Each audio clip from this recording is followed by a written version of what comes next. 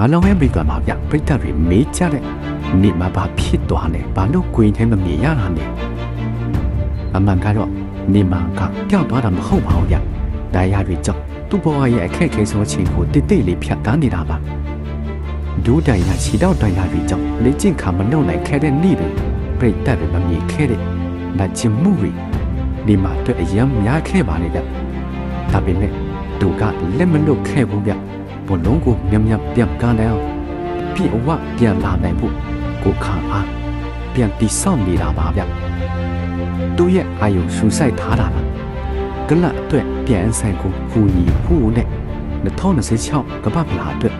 ပြန်ဖိခေါ်ခံရဖို့ပါဗျနေမဆိုတာဘိုးတိတ်လို့မဟုတ်ပါဘူးဗျပြန်ထားလာနိုင်မလားဆိုတာကပတ်တော်လုံးကစောင့်ကြည့်နေတဲ့နမေကြီးကဘာစူပါစတာဆိုတာနဲ့မမားပါဘူးဗျ